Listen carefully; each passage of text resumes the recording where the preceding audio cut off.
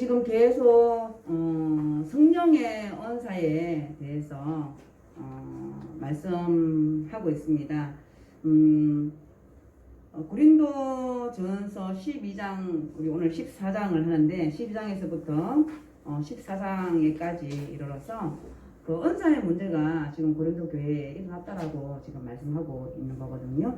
그럼 우리 12장에서 보면 각 사람에게 성령을 나타내시고, 그리고 이 나타내신 것을 유익하게 하려 하심이다라고 말씀하고 있습니다. 근데 오늘 14장에서 방언과 예언에 대해서 특별히 사도 바울이 고린도인들에게, 고린도 교회에 말하고 있음을 나타내고 있는데, 12장에서는 성령의 은사가 참 많아요. 우리 예수님을 믿고 예수님 성령을 받고 예수님을 믿음으로 인해서 우리에게 주어지는 것이 다 은사이죠. 그래서 12장에서 보면 말씀의 지혜, 지혜의 말씀을 전하는 사람, 또 어떤 사람에게는 성령에 따라서 지식의 말씀을 전하고, 그리고 어떤 사람에게는 믿음을, 또 어떤 사람에게는 병 고치는 은사를 주셨다라고 말씀하고 있고, 그리고 그것을 능력을 행할 수 있는 그런 능력을 주시고, 그리고 오늘 예언함과 그리고 방언함을 주셨다라고 말씀하고 있고, 또 방언하는 데 있어서 통역함도 주셨다라고, 그것들이 다 하나님이 주시는 은사다라고 말씀하고 있다라는 것입니다. 그런데 오늘 14장에 들어와서는 사랑은 전제되어져야 된다라고 얘기했어요. 그 중간에 13장에서 우리 지난 시간에 말을 했어요. 예언을 하고 방언을 하고 하나님 주신 은사를 다 행할지라도 그 속에 사랑이 없으면 아무것도 아니다라고 지난 시간에 말씀드렸다는 것입니다.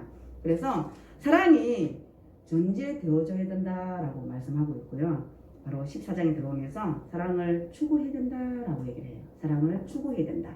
사랑이 전제되어져야 된다라는 것입니다. 그러면 사도 바울이 14장에 들어와서 왜 그러면 지금 우리 말씀을 25절까지 읽었잖아요. 25절까지 읽었는데 지금 우리가 잠깐 읽었지만 방언을 하지 말라라는 소리 같잖아요. 그죠? 방언을 하지 말래요. 뭘 많이 하라고 그래요? 예언을 많이 하라고 얘기합니다. 방언은 하지 말고 예언을 많이 하라라고 말씀하고 있는데, 왜 그러면 사도 바울은 고린도 교회에, 고린도인들에게 너희들 방언을 하지 말고 예언을 많이 하라라고 권하고 있는 거거든요. 편지로서, 서신으로서 전하고 있는데, 왜 그러면 방언을 하지 말라고 얘기할까? 이 문제에 대해서 우리가 조금 말씀에 들어가기 전에 우리가 알아야 된다는 거예요. 바로 이 고린도인들, 우리 지금 상황과 배경을, 우리 고린도를 시작하면서 제가 말씀드렸잖아요. 지금 고린도인들은 어떤 상황이라는 거예요? 미래에 일어날, 사도 바울이 이제 그 고린도 교회에 전도를 했을 거 아니에요. 교회를 세우고, 그러면 예수님의 죽으심과 예수님의 부활을 증거를 했을 거란 말이에요. 그런데 고린도 교인들은 미래의 부활을 이게 중요시 해야 되는데, 이것보다는 현실, 지금 당장 살아가는 이 현실을 중요하게 생각했다는 것입니다. 그래서 지금 우리도 마찬가지잖아요. 이 살아가는 이 현실이 중요하기 때문에 지금 나에게 나타나는 이 성령의 은사가 중요하다는 거죠. 그래서 자신들이 이 가지고 있는 이 은사가 구원의 징조다라는 것을 생각하고 어떻게 했다는 거예요? 내가 받은 이 은사가 굉장히 중요하기 때문에 막 사람들 앞에서 과시하는 거예요. 과시했다라고 보시면 돼요. 그래서 이런 고린도 교인들에게 나타나는 이 은사들, 이 방언, 그리고 이 예언, 이런 것들에 관심을 집중시켰다라는 것입니다. 그래서 가지고 있는 이 은사들을 가지고 서로 과시하는 데 열중했다라는 것입니다. 우리 앞에서 보면 분쟁이 일어나는데 무엇으로 분쟁이 일어나요?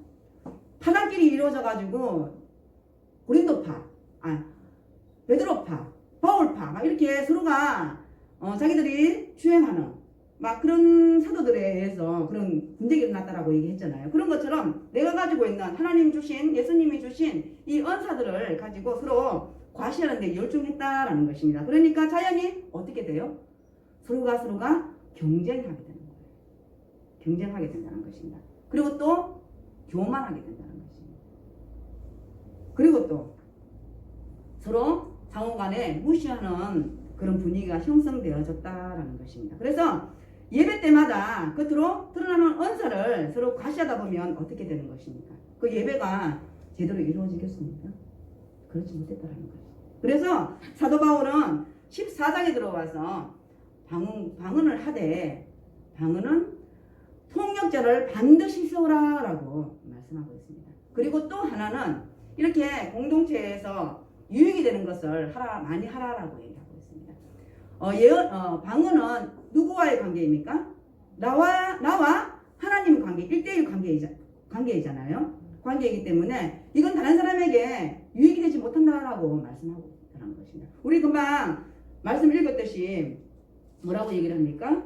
믿지 않는 자들에게, 알지 못하는 자들에게 우리가 다 같이 방언을 하면 무슨 소리 듣는다고요? 미쳤다라고 소리 듣는다는 것입니다. 그래서 공동체에 유익이 되느냐 되지 않느냐라는 것을 사도 바울은 말하고 있습니다. 그리고 그렇게 또 말하는 이유는 지금 고린도 교회, 고린도인들이 지금 어떤 상태에 있다는 것을 말해주고 있습니까? 서로 지혜에, 서로가 지혜에 있다고, 서로가 잘났다고 지금 그런 형태에 있기 때문에 사도 바울은 공동체를 위해서 나 자신을 위해서 하지 말고 공동체에 유익이 되는지를 보라라고 말씀하고 있습니다. 그래서 잘 못하면 여기 보면 여자에 대해서도 나와요. 쭉 뒤에 이제 보면 있는데요. 여자에서는 교회에서 말하지 말라고 얘기를 해요. 그래서 제가 예전에 그런 설교를 좀 들어봤거든요. 잘못 이해를 하고 잘못 우리가 이 본문을 보게 되면 여자들은 교회에서 잠잠하라라고 얘기를 하거든요. 그럼 저는 잠잠해야 돼요. 그래서 우리가 잘못 이해를 하고 해석을 하게 되면 그런 오해를 할 수 있다라는 거예요. 그래서 14장에 들어와서 왜 사도 바울이 방언을 하기는 하되 고상하게 하라고 그래요. 지혜 있게 말하라고 해요. 품위 있게 하라고. 저는 이 말씀이 너무 와닿았어요. 품위 있고 질서 있게 하라라고 얘기를 하거든요. 방언을 하지 말라라고 말하지 않아요. 마지막에 와서는 품위 있고 질서 있게 하라라고 얘기하고 있습니다. 그런데 이 상태를 보면 지금 고린도 교회가 질서가 있다라는 얘기예요, 없다라는 얘기예요? 질서가 없다라는 얘기예요. 그냥 전혀 무방비 상태에 있다라고 말하고 있는 것입니다. 그래서 고린도인들의 사도 바울의 서신을 통해서 보면 그러면 사도 바울 너도 방언하지 않았냐라고 얘기를 해요. 방언했다라는 거예요, 사도 바울도. 그래서 방언을 하되 무질서 있게 하지 말고 질서 있고 품위 있게 하라라고 얘기를 하고 있습니다. 그래서 우리가 이 문제에 있어서 바로 혼란이 이 고린도 교회의 고린도 전서를 통해서 보면 그 언사의 문제에 있어서 혼란이 있었음을 보여주고 있다라는 것입니다. 그래서 오늘 14장에 들어와서는 방언과 예언을 하되 마지막에 말씀드린 것처럼 바로 우리가 질서 있게 하라, 품위 있게 하라라고 얘기를 합니다. 네, 저도 다 누구나 초심자 시절이 있잖아요, 그죠? 저 초심자 때 막 예수님을 더 알고 싶어서 그러면 어떻게 돼요? 우리 막 마음이 뜨거워지잖아요. 그리고 어디로 가요? 예배에 다 참석하게 돼요. 새벽 예배, 그리고 수요 예배, 금요 예배 막 그랬던 것 같아요. 근데 진짜 겨울날 새벽 예배 드리러 교회에 이제 들어가려고 하시면 이미 먼저 오신 분들이 컴컴한 불을 끄고 이제 우리 교회에서는 예배들이 이제 방해하지 않기 위해서 다시 불을 좀 꺼요. 근데 방언을 하고 있으면요, 때로 무서울 때 있어요. 저 충분히 이해가 되더라고요. 그럴 때 있어요. 그래서 저는 이 오늘 14장을 보면서도 저는 충분히 이해가 됐어요. 아, 이럴 수 있구나. 그래서 사도 바울이 말하고자 하는 것이 무엇인가? 바로 공동체의 유익이 되게끔 하라고 얘기를 하는 거예요. 지금 그 시대 그 상황에 고린도 교회가 분란이 일어나고 자꾸 분쟁이 일어나고 그런 위기에 처했기 때문에 너희들이 하나가 되라라고 얘기를 하거든. 공동체가 고린도 교회 공동체가 하나가 되라라고 말씀하고 있다라는 것을 우리는 성경을 통해서 보면 계속 알 수 있다라는 것입니다. 그래서 사도 바울은 방언 말하는 것을 반대하지 않았다는 것입니다. 덕을 세우는 것이 언사에 바로 교회의 덕을 세우는 것이 언사에 하나님이 주신 그 언사의 기본이기 때문에 이런 관점에서 볼 때 방언보다는 예언하는 것이 더 유익하다라고 말씀하고 있다라는 것입니다. 왜? 방언은 혼자 하는 것이지만 예언은 바로 상대방을 보고 얘기하는 거고, 그리고 또 믿지 않는 자들이 성경을 통해서 보면 나와요. 말씀을 보면 나와요. 믿지 않는 자들이 그 말씀을 듣고 지금은 깨닫지 못하지만 이후에 예수님을 더 깊이 알고 그러면은 그랬었구나라고 생각할 수 있기 때문에 그렇게 방언보다는 예언을 하라라고 말씀하고 있다라는 것을 우리는 볼 수 있습니다. 그래서 이 모든 것은 하나님을 드러나기 위해 하나님께 영광을 드리기 위함이라고 사도 바울은 말하고 있습니다. 지금 우리가 언사의 문제에 있어서 서로 경쟁하고 질서가 정말 무질서가 되고 그리고 교만이 많아지고 상호 무시하게 된다는 것은 어떻다는 것이에요? 나 자신만을 위하는 것이잖아요. 그죠? 근데 그것이 하나님께 영광이 될 수 있을까요? 덕을 세울 수 있을까요? 그렇지 못한다는 거예요. 우리는 지금 이렇게 예배드리는 이것도 우리는 우리 자신을 위한 것일 수도 있지만 누구를 위해서 예배를 드리는 거예요? 하나님을 위해서. 우리가 이렇게 한 공동체에 모여서 예배드리는 것은 하나님을 생각하고 하나님께 경배하고 우리가 믿는 그 하나님께 우리가 영광을 드리기 위해서 예배를 드린다라는 것입니다. 그러면 우리가 이후에 어떤 일이 일어나요? 금방 사도 바울이 고린도 교회의 교인들에게 말한 것처럼 우리는 더 나아가서 믿지 않는 영혼들에게 또 혹은 믿음이 있을지라도 혹 떨어져 있는 그런 성도들에게 우리는 더 하나님의 덕을 세울 수 있다는 것을 말씀하고 있다는 것입니다. 그래서 12절에 한번 보십시오. 오늘 말씀이 너무 길기 때문에 제가 한 절 한 절씩은 못 읽고 제가 이게 별표로 해놨어요. 우리 12절 보면 같이 한번 읽어볼까요? 시작! 그러므로 너희도 영적인 것을 사모하는 자인즉 교회의 덕을 세우기 위하여 그것이 풍성하기를 구하라. 네, 바로 교회의 덕을 세우기 위해서 더욱더 풍성하기를 위해서 기도하라라고 말씀하고 있다는 것입니다. 우리가 하나님 앞에 각 개인이지만 이 개인이 모여서 공동체가 된 것 같이 바로 공동체의 덕을 위해서 하나님께 구하라, 기도하라라고 말씀하고 있다라는 것입니다. 그래서 방언은 영으로 기도한다라고 얘기해요. 방언은 영으로 기도하고 그리고 마음으로 기도하는 것은 이 방언을 했으면 바로 분명하게 통역할 수 있는 통역자가 있어야 된다라고 말씀하고 있습니다. 이것도 통역할 수 있게끔 하나님을 기도하라라고 말씀하고 있다라는 것입니다. 그리고 자 20절에 한번 가볼까요? 이제 풍성하기를 공동체를 위해서 풍성하기를 기도하라라고 말했습니다. 그리고 20절에 한번 보겠습니다. 20절에 같이 한번 읽어보겠습니다. 시작! 형제들아 지혜는 어떻게 한다고? 교포를 짓지 않는다라고 얘기를 하잖아요. 그 말씀하고 똑같은 거예요. 우리는 하나님의 사도잖아요. 예수님의 사도잖아요. 그죠? 그렇기 때문에 우리 모든 것을 하나님 주신 모든 것, 하나님 주신 모든 은사, 또 모든 것들을 품위 있게 사용하는 저와 여러분이 됐으면 좋겠습니다. 그리고 공동체, 이 교회라는 이 공동체 안에서 하긴 하되 어떻게 하라? 질서 있게 하라. 질서. 네. 초대교회를 세우면서 사도행전을 통해서 보면 모든 것이 그 사도를 세우고 그리고 하는 일들이 첫 번째 하는 일들이 어떤 일이었습니까? 사도를 세우고 어떤 일을 했습니까?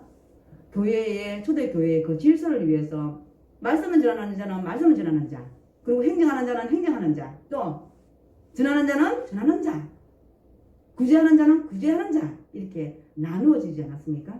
그런 것처럼 바로 공동체에서, 교회라는 그 공동체에서 질서 있게 하라라고 사도 바울은 말하고 있다라는 것입니다. 그래서 이렇게 될 때에 바로 우리가 사랑은 전제되어져야 되고, 사랑 안에서 하나님 주신 그 은사, 하나님이 주시는 그 성령의 열매를 우리가 마음껏 질서 있게 품위 있고 질서 있게 우리가 해 나가는 것이 우리 이 시대를 살아가는 우리의 자세가 아닌가라는 한번 생각을 해보게 되었습니다. 네, 우리 교회, 우리 성령교회에서도 보면 하나님 주신 그 은사, 하나님 주신 그 달란트라고 얘기를 해요. 그죠? 달란트가 참 많아요. 참 많음에도 불구하고 우리 교회는 참 우리 권사님이나 우리 장로님이나 우리 또 집사님들이나 참 자제를 많이 하는 것 같아요. 그죠? 예. 그런데 오늘 고린도 교회를 통해서 보면 뭐라고 얘기를 해요? 사용하라라고 얘기를 해요. 예. 마음껏 사용하시기 바랍니다. 그래서 우리가 이 세상 살아갈 때에 하나님 주신 그 은사를 이 땅에서만, 우리 이 땅에 사용할 수 있는 거잖아요. 그죠? 이 땅에서 교회에서 아니면 여러분들이 믿지 않는 영혼들에게 그런 합당한 그런 은사를 많이 했으면 좋겠다라는 저 개인적인 생각입니다. 그리고 한 주간도 하나님 안에서 아름다운 그런 우리 성도, 하나님의 성도가 되기를 축복합니다. 기도하시겠습니다. 하나님 참으로 감사하고 고맙습니다. 고린도 전서 14장을 통하여서 또 저희들이 또 얼마나 하나님 앞에 겸손하게 되는지를 저희들 또 알고 배웠음을 또 주님 앞에 고백합니다. 하나님 저희들에게 주신 그 은사, 저희들 정말 하나님이 주신 그 은사를 마음껏 이 시대를 살아가는 저희들에게 사용할 수 있도록 주님 도와주시옵고, 또 사용할 때에 품위 있게 하시고 질서에 따라서 사용할 수 있는 저희들이 되게 하여 주시옵소서. 지혜 있는 자들이 다 될 수 있도록 주님 도와주시기를 원합니다. 감사드리며 예수님의 이름으로 기도드립니다.